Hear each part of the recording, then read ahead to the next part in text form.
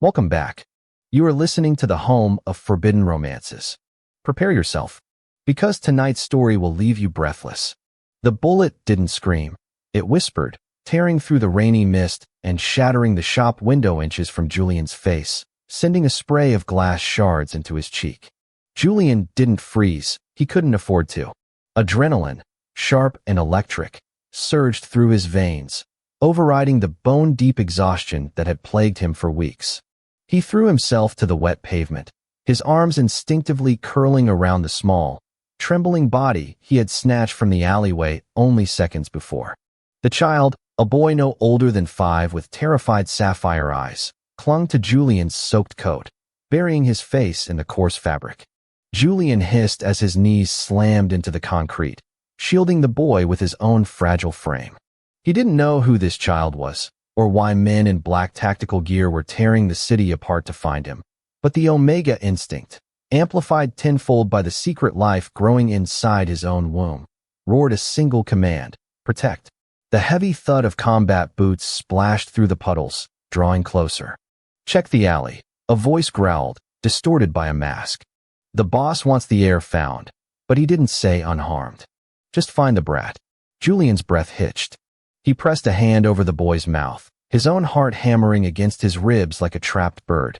He was just a struggling barista, an Omega barely making rent, hiding a pregnancy he couldn't afford from a one-night stand he couldn't remember. He wasn't a soldier. He wasn't a hero. But as he looked down at the boy, who stared back with an uncanny, silent intensity, Julian knew he wasn't moving. He whispered, his voice trembling but fierce, "I won't let them take you." The rain in District 4 was never clean. It tasted of soot and desperation. Julian, however, had learned to navigate the labyrinth of the lower city. With the boy, who had whispered his name was Leo, clinging to his back, Julian moved through the shadows of the industrial sector. Every shadow looked like a gunman. Every distant siren sounded like a death knell. His body was failing him. The early stages of his pregnancy had been difficult, plagued by dizzy spells and a nausea that turned the world sideways. Now, carrying the weight of a 5-year-old while bleeding from the glass cuts on his face, Julian felt his vision blurring. "Are you hurt?" Leo asked, his voice small and incredibly posh for a child found in a dumpster alley. "I'm fine," Julian lied, stumbling over a piece of rebar. He steadied himself against a brick wall, panting. "We just need to get to the police station." Leo tightened his grip, his small fingers digging into Julian's shoulders. "No police. They work for the bad man. Papa said trust no one." Julian paused. The child spoke with a gravity that didn't belong to a kindergartner. "Then who do we call, Leo?" "Papa," Leo said simply. "But Papa is scary." Before Julian could ask what kind of father was scary to his own son, the air around them changed. The scent hit Julian first, not the smell of rain or garbage, but something potent, predatory, and overwhelming. It was the scent of burnt cedar, cognac, and pure, unadulterated violence. High-grade alpha pheromones. It crushed the air from Julian's lungs. It was a dominant intent, so heavy it forced Julian's knees to buckle. "Found you," a voice purred from the darkness. Julian spun around, shielding Leo behind him. Emerging from the curtain of rain was a silhouette that looked less like a man and more like a tear in the fabric of the night. As he stepped under the flickering halogen street lamp, the details came into focus. A bespoke black suit that cost more than Julian's life, silver rings flashing on bruised knuckles, and eyes the color of a stormy sea, cold, calculating, and currently burning with murderous rage. This was Caspian Valerius, the Wolf of the North, the head of the Valerius crime syndicate. Julian's blood ran cold. Everyone knew the face. Everyone knew the reputation. If you saw Caspian Valerius, you were already dead. "Give me the boy," Caspian commanded. He didn't shout. He didn't have to. The authority in his voice was a physical weight. Julian's instincts screamed at him to submit, to bare his neck and beg for mercy. The biological hierarchy demanded he yield to an alpha of this magnitude. But then he felt Leo trembling against his leg, a small hand gripping his pants. Julian grit his teeth, fighting the biological urge to kneel. He raised his chin, his eyes flashing with a defiance that surprised even him. "No." Caspian paused. The lethal, graceful movement of his hand toward the gun in his shoulder holster stopped. He cocked his head to the side, regarding Julian with the curiosity of a predator watching a rabbit bite back. "No," Caspian repeated, the word rolling off his tongue like a threat. "Do you know who I am, little Omega?" "I know you're the one terrifying a child." Julian spat back, his hand instinctively going to his own stomach, a subconscious gesture of protection. "If you want him, you'll have to shoot through me." The silence that followed was louder than the thunder overhead. Caspian's eyes narrowed, scanning Julian. The cheap, soaked clothes, the blood dripping from his cheek, the fierce, trembling stance. Then, his gaze shifted to Leo peeking out from behind Julian's legs. "Leo," Caspian said, his voice dropping an octave, losing some of the ice. "Come here." "Papa," Leo whispered. Julian froze. "Papa?" He looked from the terrifying Mafia Don to the small boy. The eyes were the same. The shape of the jaw was identical. "You?" Julian stammered, the adrenaline crashing as the realization hit him. "You're the father? And you?" Caspian stepped forward, closing the distance in 2 long strides. "Are holding my air." The world tilted. The exhaustion, the fear, and the pregnancy finally caught up with Julian. The edges of his vision went black. He swayed, his legs giving out. He expected to hit the wet concrete. Instead, an arm like a steel band wrapped around his waist, catching him inches from the ground. The scent of cedar and cognac enveloped him, terrifying yet strangely grounding. "Got you," Caspian murmured, his face inches from Julian's. "Don't hurt him," Julian whispered, his consciousness fading. "Sleep," the Alpha ordered, not unkindly. And for the first time that night, Julian obeyed. Waking up was a slow, confusing process. Julian expected the cold humidity of his apartment or the sterile sting of a hospital. Instead, he woke up drowning in softness. Silk sheets, a down comforter, and the faint, rhythmic beeping of a heart monitor. He shot up, gasping, only to be hit by a wave of nausea. He clamped a hand over his mouth, dry heaving. "Easy," a deep voice rumbled from the corner of the room. Julian froze. He was in a bedroom that looked like a wing of Versailles.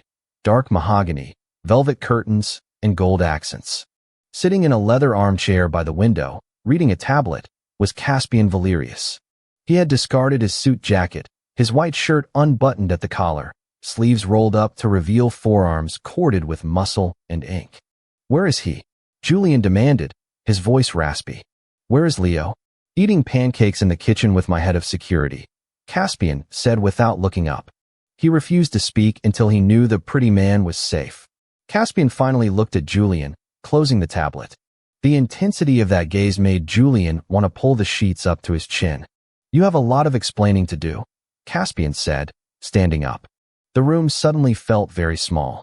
"My son was kidnapped 3 days ago. My entire organization has been tearing the city apart. And then I find him in the slums, being protected by a starving Omega with no background, no clan, and no reason to interfere." Caspian walked to the side of the bed, placing a hand on the mattress. He leaned in, trapping Julian. "Who sent you? Are you working for the Triads?" "The Petrovs. I was buying milk." Julian snapped, indignation overriding his fear. "I saw a van. I saw a man grabbing a kid. I didn't think, I just acted. I didn't know he was royalty." Caspian studied him, searching for a lie in Julian's micro-expressions. "You fought off 2 armed snatchers with a canister of pepper spray and a metal pipe. That's not normal Omega behavior." Julian hesitated. He couldn't tell the Don he was fighting for 2. "Not yet. I don't like bullies." Caspian's eyes dropped to Julian's stomach, then back to his face. "The doctor examined you while you were unconscious." Julian's heart stopped. He said you're malnourished. Dehydrated. Anemic. Caspian paused, his expression unreadable. "And he found high levels of hormones." Julian held his breath. "Stress hormones," Caspian finished. "Cortisol." Julian let out a breath he didn't know he was holding. The doctor hadn't run a full panel, or perhaps the pregnancy was too early to be obvious without a specific scan. He was safe. "For now. I want to go home," Julian said softly. "No," Caspian stated, straightening up. "Excuse me. The men who took Leo? They saw your face. You are a loose end. If I let you go, You'll be dead by morning to silence you. Caspian walked toward the door. You stay here, under my protection, until I burn the people who did this to the ground. I can't just live with the Mafia. Julian protested. Caspian stopped at the door, glancing back over his shoulder. A ghost of a smirk played on his lips. You saved the Valerius heir. You are under my debt, and I always pay my debts. Get dressed. Leo wants to see you. Living in the Valerius estate was like living in a gilded cage located inside a lion's den. For 2 weeks, Julian existed in a state of high anxiety. The luxury was suffocating. Servants attended to his every need, but armed guards stood at every exit. Yet, the most dangerous thing in the house wasn't the guns, it was the domesticity. Leo had attached himself to Julian like a limpet.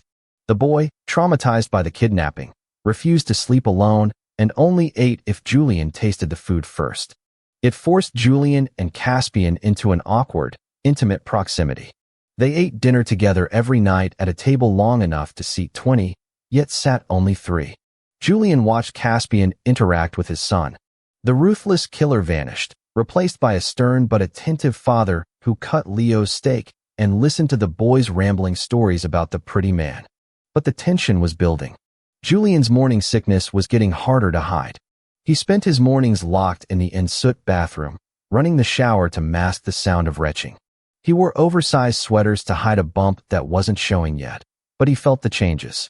And Caspian was watching him. The alpha's gaze followed Julian everywhere. It wasn't predatory anymore, it was possessive. He would enter a room and immediately orient himself toward Julian. He brought Julian gifts, rare books, soft blankets, specific foods. One evening, during a thunderstorm, they were in the library. Leo was asleep on the rug in front of the fire. Julian was reading, curled into a wingback chair. You smell different, Caspian said, breaking the silence. He was standing behind Julian's chair, holding a glass of amber liquid. Julian stiffened. I showered. No. Caspian leaned down, his nose brushing the sensitive skin below Julian's ear. Julian shivered, a jolt of heat shooting through his spine. Your scent. It's sweeter, richer, like milk and honey. It was the scent of a pregnant omega. Julian knew it. Caspian, with his heightened senses, was picking up on it subconsciously. It's just the shampoo, Julian whispered, terrified to move. I don't use shampoo that smells like desire, Caspian murmured. His hand came up, tracing the line of Julian's jaw. The touch was electric. Why do you tremble when I'm near? Do I scare you, Julian? Yes, Julian admitted. Good, Caspian said, his voice rough. Because what I want to do to you is terrifying. Before Julian could process the confession, the estate's alarms began to wail. The chaos was instantaneous. The lights cut out. Red emergency strobes flashed. Stay down, Caspian roared, his demeanor shifting instantly from seducer to soldier. He flipped the heavy oak table, shoving Julian and the waking Leo behind it just as the library doors exploded inward. Gunfire erupted. It was deafening. Vargas, Caspian snarled, recognizing the attackers. The traitor. It made sense now. How the kidnappers knew Leo's route. Why the security cameras had failed. Vargas, Caspian's second-in-command, had sold them out. Take the boy. Caspian shoved a gun into Julian's trembling hands. The panic room is behind the bookshelf. Go. I'm not leaving you. Julian shouted over the noise of shattering glass. Go. Caspian's eyes flashed gold, the sign of an alpha on the brink of a feral rage. Julian grabbed Leo and ran. He fumbled with the hidden mechanism on the bookshelf. It slid open. He shoved Leo inside. But as he turned to follow, a hand grabbed his hair, yanking him backward. Julian screamed as he was thrown across the room. He slammed into the stone fireplace, pain exploding in his side, his stomach. No. Julian curled into a ball, protecting his midsection. Vargas stood over him, a cruel smile on his scarred face. He raised his pistol, aiming at Julian's head. The boss seems fond of you. Let's see how he fights while I paint the walls with your brains. Don't touch him. The roar didn't sound human. Caspian, bleeding from a shoulder wound, launched himself across the room. He didn't use a gun. He used his hands. He collided with Vargas, tackling him to the floor. It was brutal. It was primal. It was the violence of a beast protecting its mate. But Vargas was younger, and Caspian was injured. Vargas managed to kick Caspian off, scrambling for his fallen gun. He aimed at Caspian's chest. No, Julian didn't think. He didn't calculate. He just moved. He scrambled across the floor and threw himself over Caspian's body just as the gun went off. Bang! Pain seared through Julian's arm, but he didn't let go of Caspian. He pressed his face into the alpha's neck, his scent flooding out in a wave of distress. Pure, concentrated omega pheromones signaling mate in danger, pup in danger. The scent hit everyone in the room. Vargas froze, his nose twitching. What the? Caspian froze beneath Julian. The scent was undeniable now. The mixture of fear, love, and the distinct, biological marker of pregnancy. You? Caspian whispered, looking up at Julian, seeing the blood on Julian's arm, sensing the second heartbeat within him. Something in Caspian Valerius broke, and something else woke up. The alpha let out a sound that vibrated the floorboards. He moved faster than the eye could follow. He surged up, ignoring his own wounds, and grabbed Vargas by the throat. There was no interrogation, no mercy. With a sickening crunch, Caspian ended the threat. Silence fell over the library, broken only by the storm outside and heavy breathing. Caspian dropped the body and fell to his knees beside Julian. His hands, usually so steady, were shaking as they hovered over Julian. You're hurt, Caspian choked out. Just a graze, Julian winced, clutching his arm. I'm okay. Leo is safe. You protected me, Caspian said, his eyes wide, scanning Julian frantically. Why? Why risk it? I don't know. Julian sobbed, the adrenaline crashing. Caspian's hands moved down, resting gently, reverently, on Julian's stomach. And you're carrying. Julian flinched, expecting anger. I didn't know how to tell you. I thought you'd kick me out. You thought I would reject the person who saved my son? The person who carries life? Caspian looked devastated. He leaned forward, resting his forehead against Julian's. Who is the father? Tell me, and I will ensure he never bothers you. Or I will kill him if he hurt you. Julian let out a watery laugh. I don't know who he is. It was a mistake. One night, months ago. I don't remember his face. Caspian went still. He pulled back, searching Julian's face. Months ago? The night of the gala? At the Onyx Club? Julian blinked. I was a server there. I got dizzy. Someone helped me to a room. It's all a blur. Caspian closed his eyes, a look of profound realization and relief washing over him. You were wearing a silver mask. You smelled like vanilla and rain. Julian's breath hitched. How do you know that? Because Caspian took Julian's hand and pressed it to his own chest, right over his beating heart. I was the man in the room. I was drugged by a rival. I lost control. When I woke up, you were gone. I've been looking for you ever since. The silence stretched, heavy with fate. You? Julian whispered. It was you. It was us, Caspian corrected. He pulled Julian into his lap, ignoring the blood and the chaos around them, wrapping him in a cocoon of warmth and safety. It was always us. The panic room door creaked open. Leo peeked out, eyes wide. He saw his father holding Julian. He saw the bad man gone. He ran over and threw his arms around them both. Is the baby okay? Leo asked, patting Julian's knee. Caspian looked down at his son, then at Julian, his eyes softening into liquid gold. Yes, Leo. The baby is fine. And they aren't going anywhere. Ever again. Julian rested his head on Caspian's shoulder, listening to the rain. For the first time in his life, he didn't feel like he was running. He was home. And that is how the wolf found his moon, and the stray became the queen of the underworld. If you enjoyed seeing Caspian tear the world apart for his family, destroy that like button. And tell me in the comments, would you forgive a man who got you pregnant and forgot you, even if he was the Mafia lord? I'll be reading your answers. Subscribe for the next chapter. Until then, prompt image. Prompt. Masterpiece, best quality, high-res. 1.2. Korean manhwa style, semi-realistic, digital art. 2 men and 1 child. BL, Omega verse. Man 1. Caspian, tall alpha male, sharp jawline, black hair undercut, wearing torn white dress shirt with bloodstains, protective stance, intense golden eyes, tattoo on neck. Man 2.